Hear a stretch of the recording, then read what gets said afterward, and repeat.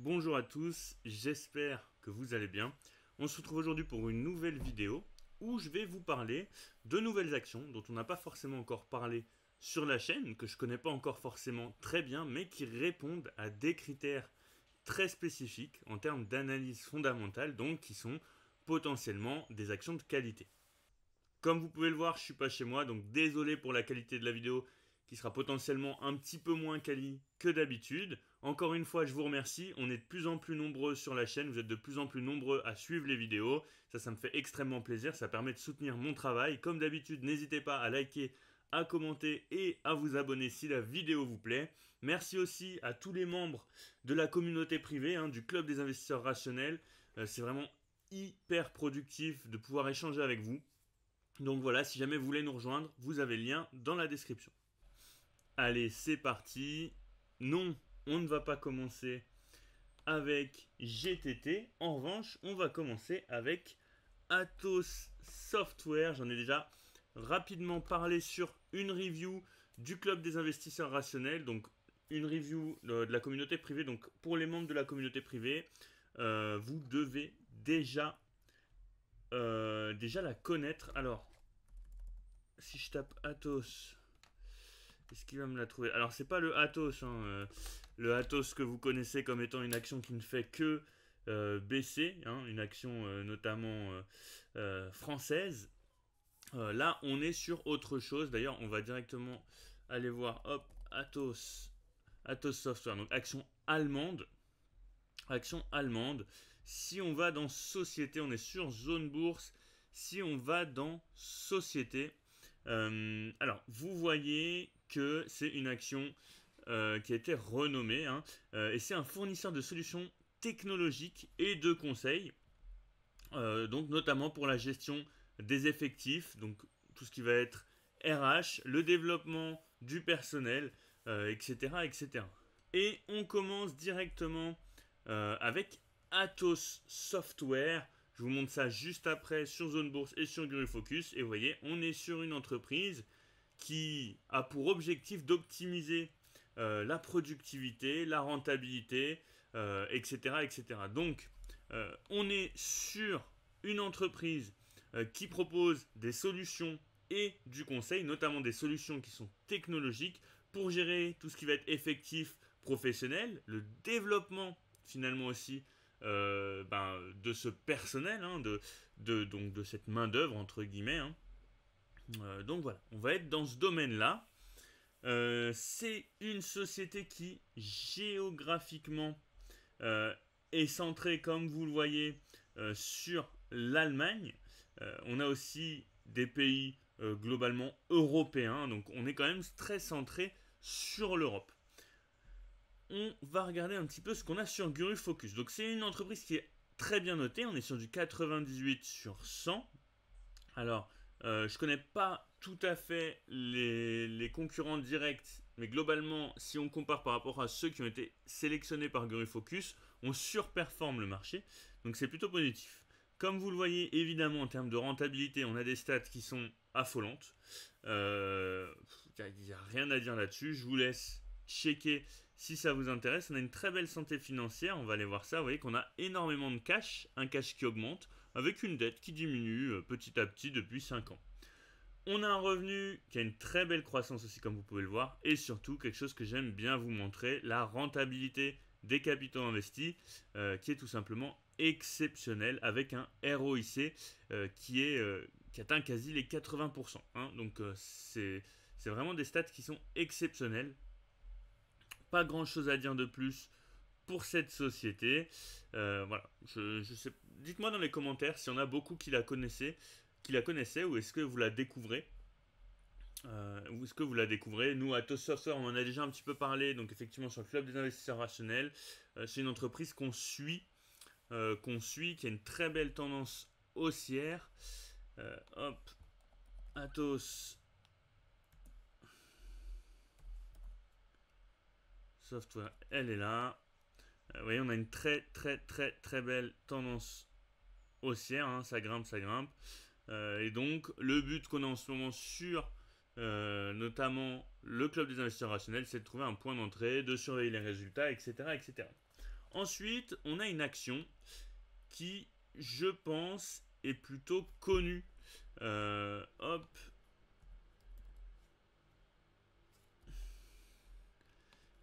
Bon, alors par contre, je ne saurais pas. Alors, faut que je me reconnecte sur Zone Bourse. J'avoue que la prononciation, vous m'aiderez. Mais bon, on va dire name check. Hop, on va dans Société et on va voir ce que nous fait. Hop, je me reconnecterai après.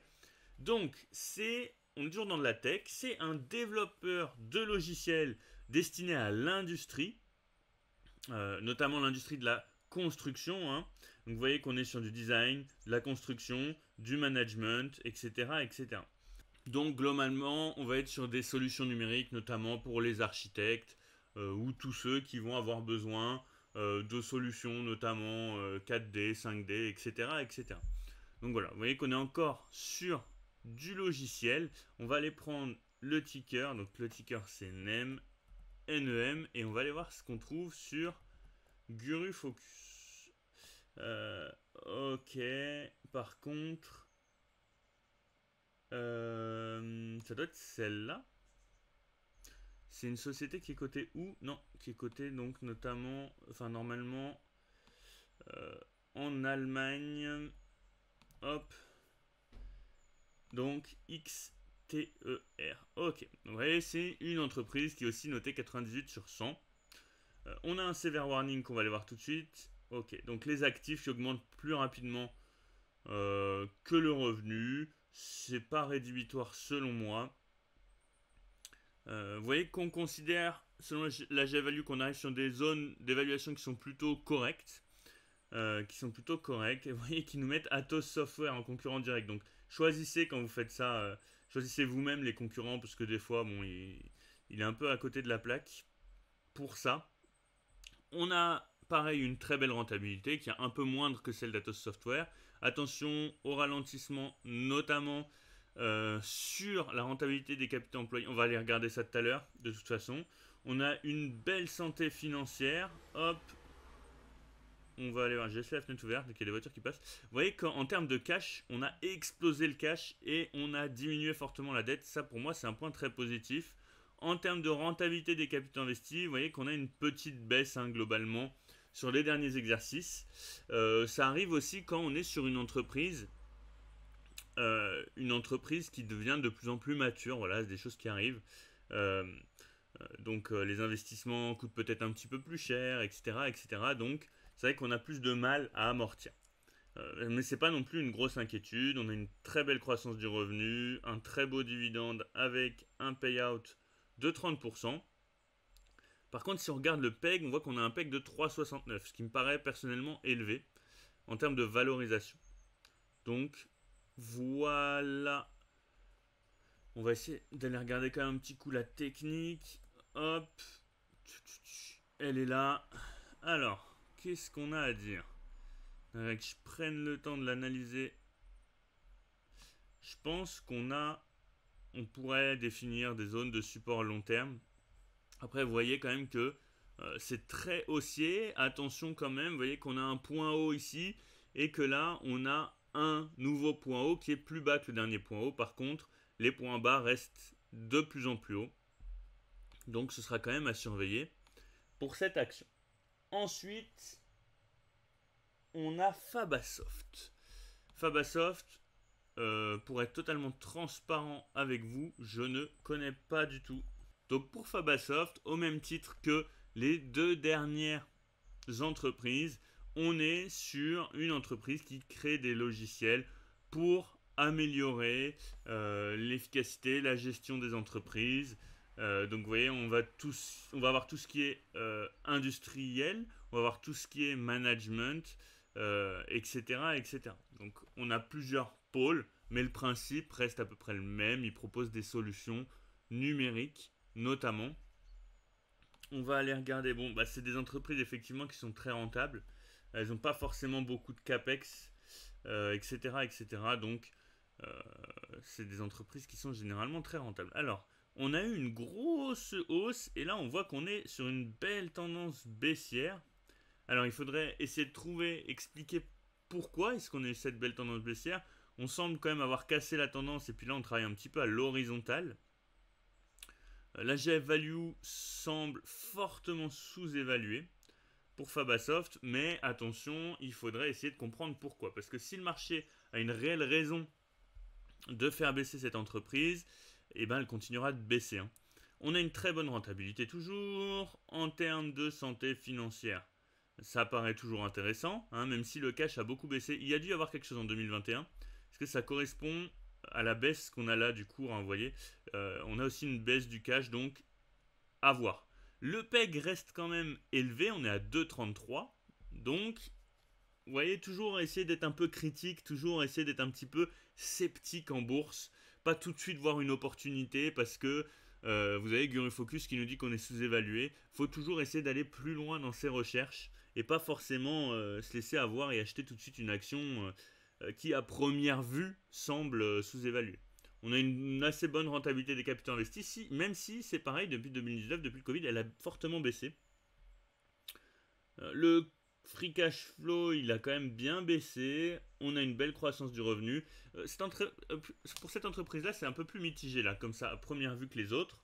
Et vous voyez quand même que c'est celle qui a les données les plus mitigées, même si elle reste très bonne. C'est celle qui est sur une tendance baissière. Hein, donc c'est à surveiller. Ensuite, on a Fornox. Fornox, on l'a déjà analysé, il me semble. Pareil sur le club des investisseurs rationnels. C'est une entreprise qu'on surveille. Donc je l'ai déjà fait l'analyse. Hop, Fornox AB Sweden. Est-ce que c'est... Je suis sur le bon... il me semble, ouais. Donc pareil, une entreprise qui a une très très bonne rentabilité. Est-ce que ça va vous surprendre? Je ne sais pas, mais on est sur une société qui propose des solutions. Des solutions pour tout ce qui va être comptabilité, facturation, recherche de clients, tout ce qui va être marketing. Hein. Donc voilà, voilà pour Fornox. Pareil, on va pas la refaire. Ou un PEC de 1,42, un peu plus raisonnable que les deux premières entreprises. C'est pareil. On a une très belle croissance du revenu, une très bonne santé financière, une très bonne rentabilité des capitaux investis, etc. etc. Donc, Fornox, c'est un dossier, c'est un très beau dossier aussi. Vous voyez que le CAPEX est peut-être un petit peu plus élevé que ce qui concerne les deux premières entreprises qu'on a pu voir. Qu'est-ce qu'on a ensuite? Ensuite, on a Genmab. Donc Genmab, je l'ai déjà analysé aussi. C'est une société qui a été sortie du portefeuille de bourse, de zone bourse. Pierre, tu me confirmeras si tu regardes la vidéo. Il me semble que c'est Genmab qui a été sortie du portefeuille de zone bourse. Elle est en forte baisse en ce moment. Donc, Genmab, c'est une biotech. Alors, il faut savoir que c'est une entreprise qui a notamment perdu une bataille judiciaire, enfin légale quoi, avec Johnson & Johnson, ce qui explique en partie la baisse du cours de l'action. C'est aussi une entreprise qui est toujours dans la course à l'innovation, c'est une biotech. Donc c'est des choses qui, malgré le fait qu'elle ait beaucoup de cash, malgré le fait qu'elle soit déjà extrêmement rentable, même si vous voyez, globalement, sur les 10 dernières années, on a quand même une petite baisse de la rentabilité, mais vu les niveaux de rentabilité, c'est pas inquiétant. Et bien malgré tout ça, c'est une entreprise qui se fait malmener en bourse.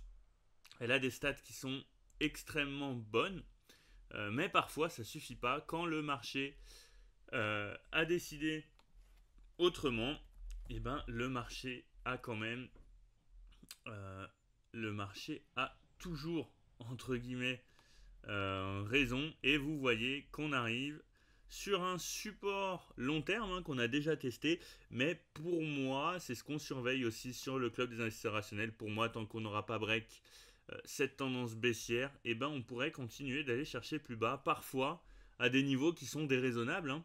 Je sais pas trop où on en est en termes de valorisation. On va regarder ça. Hop hop hop. On a un PEG à 0,9, donc on arrive sur des valos qui sont plutôt attractifs selon moi. Et si on regarde Gurufocus, Gurufocus considère qu'elle est totalement sous-évaluée. Et vous voyez qu'on a une belle croissance attendue, donc globalement voilà. Sur les derniers résultats, elle a plutôt fait des bonnes choses. Donc, il n'y a pas grand-chose de plus à dire. On aurait aussi pu parler de Garmin, Garmin qui a une cotation notamment en Suisse. Garmin, c'est les montres, notamment GPS, etc. Enfin, les GPS en général. On aurait aussi pu parler de Vidrala, société italienne qui a une partie de son activité qui est potentiellement en train d'être rachetée par Veralia. Veralia que vous connaissez si vous suivez la chaîne normalement. Comme d'habitude, n'hésitez pas à liker, à commenter et à vous abonner. C'est ce qui permet de faire fonctionner la chaîne. Moi, je vous dis à bientôt.